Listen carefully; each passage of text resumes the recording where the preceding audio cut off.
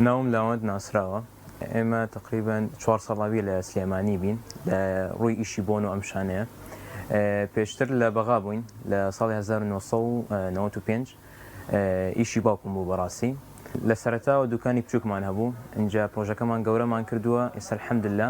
دوکانمان هەیە و ئێمەش جوملەین تەوزیعەکەین بۆ هەموو عێراق هەموو عەترەکان ئێمە تەوزیعەکەین بۆ هەموو عێراق جملە مفردیشمان هەیە بازار زۆر باشە الحەمدلله رب العالمین بەڵام بازاری عەرەب یعنی کریاری عەرەب بۆ عەتر باشترە لە زۆر باشترە لە کورد ئێستا منیش لەسەر پەیجەکەم و ئەم شانە هەر بە زۆری بە عەرەبی قساکەم خەڵکیش ئەڵێن بۆ بە عەرەبی قساکەی تێگەی لەبەر عەرەب کریاری عەتر لە ڕووی عەرەب زۆر باشترە مادام ئیشەکە خۆم حەزم لێتی باشە ئیتر بەردەوام لەسەر ئەخوێنم باشە بەردەوام زۆر لەسەر ئەخوێنم عەتریش مادام تقریبا 4 ساڵ لەسەر ئەمیشم ئیتر زۆر خبرەت وەرم گرتووە طبعا هەر ئەم خبرەت هەمووی لە باوکم وەرم گرتووە باوکم لە وەکو کە باسمان کرد لە 95 ئەمیشاکە تێگە چۆنتر لە ئیشەکە لە باوکم وەرم گرت لە گوگڵ و کتێب و ئەم شانە زۆر لە سەریان خوێندم ئیشێکی زۆر خۆشە مادام خۆم حەزم لێتی تر هەر حەزەکەم بەردەوام بووم لەسەری فێ بم طبعا کوالیتی هەر هەمویان ئەسڵیە هەمویان لە شەریکاتێکی معروفە هەموو شتەکانیان تایبەتە فەرقەکەیان مثلا با بچین بۆ عەترەکانی دیزاینەر وەکو نمونەیەک لە شەریکەی ئیف وای باشە ئیف سەلۆران شەریکێکی مختص بە عەتر نییە شركة إيف سالورا مثلا كابي هي كلاوي هي كراسي هي بيلاوي هموش تكي هي تيجي شلون وعتري شي هي دي شركة تجارية مختص بعتر نية عتري ديزاينيش شركة هر اختصاصي عترة يعني هر عتر دروسك شركة زوزو زخم يعني تقريبا يعني شانصة فرعي هي همولات كان والله اختصاصه كان هر عتر دروسك لو كاتا كاختصاص يعني هي مواد لقل تايبترين وعتر وامشان هاي هموي تيكنا امشو شبشوكا تيجي شلون لروي ما نو بلاوبون امشان فاقش اكا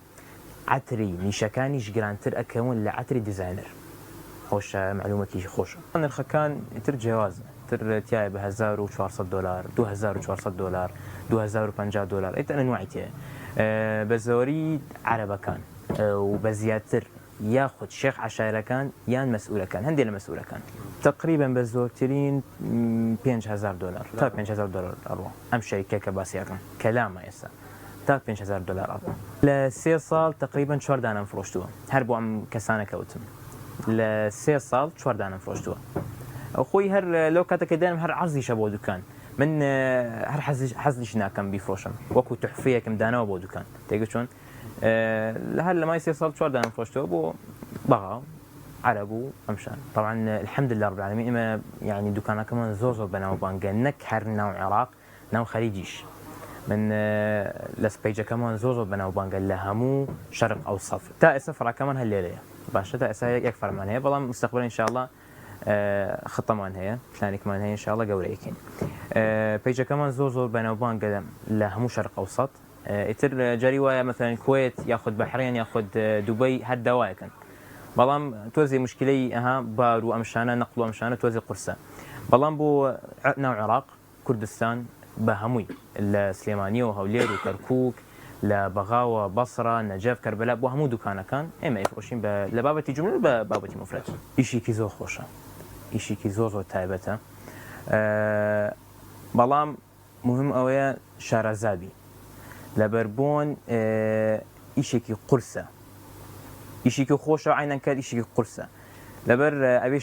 شارزي تهبي لم إيشا لبربون أنواع تاعي بوني قرصي تاعي بوني سوكي تاعي أبي بزاني لشي دروس كراوة يعني وكو نمويك سخلت كابريك ديب ولا والله بوني كي مثلا ليمو لزنجفيل ولا شتيك معي باشا لو شتانا دروس كراوة ترخوت أبي لو شتانا همو شارزابي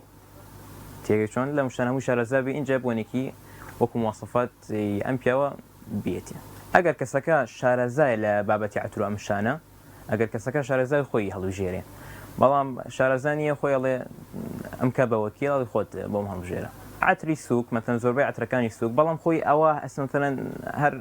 أمياني لسر سريقي كسكا بلام أجر شي تدوا وتوزك عتر يزسانة هي عتري هاوينان هي بەڵام جاری وایە لە هاوین عتری زستانە بەکارێنن عکسەکە شوەیە لەبەر عتر هەر سەریقەیە خۆی عتر دوو بەش ئەکرێن دزانە لەگەڵ نیش دزانێڕەکە ناوی مارکەکان باشان ناوی عامیەکان مثلا شانێل و دیۆر و ئەم شانە